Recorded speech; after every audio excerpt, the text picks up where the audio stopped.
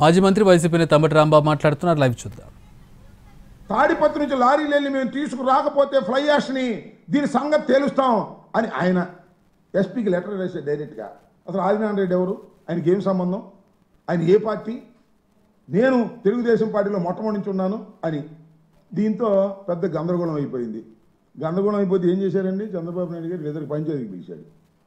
నిన్నే పాపం ఆదినారాయణ రెడ్డి వచ్చాడు, మన జేసీ ప్రభాకర్ రెడ్డి గారు రాలా, ఏం చేస్తావు చేసుకోమన్నాడు, నేను రానన్నాడు. ఇది చివరికి చంద్రబాబు నాయుడు గారు కూటమి తమ్ముళ్ళు ఆదాయం కోసం కుస్తీ పడుతుంటే, అరాచకాలు చేస్తుంటే వారి మధ్యన పంచాయతీలు పెట్టే స్థాయికి దిగజారి ఇవాళ వైఎస్ఆర్ కాంగ్రెస్ పార్టీని అన్యాయాలు, అక్రమాలు, దోపిడీలు చేసిందని చెప్పేటటువంటి పరిస్థితికి చంద్రబాబు నాయుడు గారు మాట్లాడుతుంటే నవ్వాలో ఏడవాలో అర్థం కానటువంటి పరిస్థితి వాళ్ళ రాష్ట్రంలో ఉందని ఈ సందర్భంగా నేను చెప్పదలుచుకున్నాను. ఇంత దారుణంగా రాష్ట్రంలో ప్రతిదానికి LM tax, local MLA tax, వ్యాపారం చేయి లోకల్ ఎమ్మెల్యేకి ట్యాక్స్ కట్టాల్సిందే.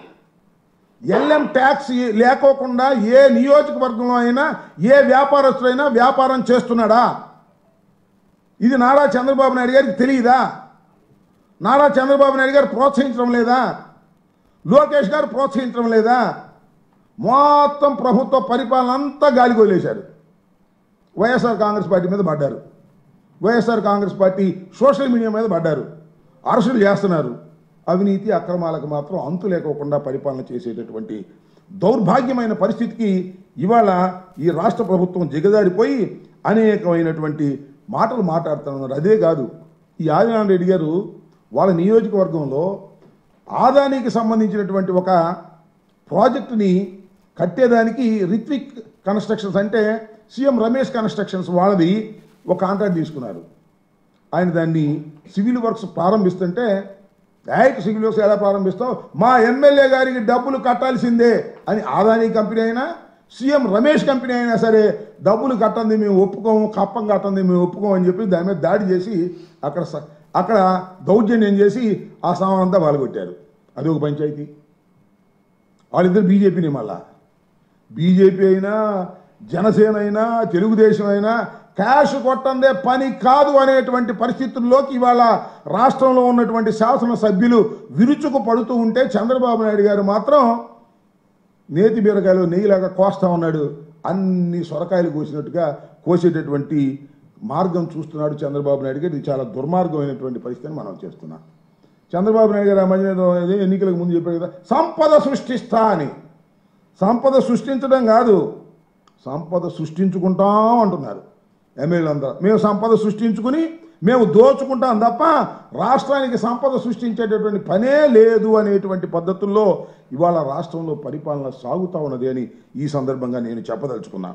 ఇది పోతే నిన్న ఒక పెద్ద కామెడీ, మళ్ళా ఎవరు మన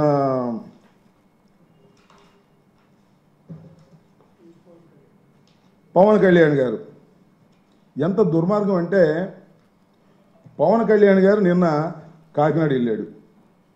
ఎందుకు వెళ్ళారు స్వామి అంటే, అంతకుముందే కలెక్టర్ గారు అక్కడ జరుగుతున్నటువంటి ఈ పీడిఎస్ రైస్ బియ్యాన్ని ఒక షిప్లో వెళుతుంటే దాన్ని పట్టుకున్నారని వార్త వచ్చింది.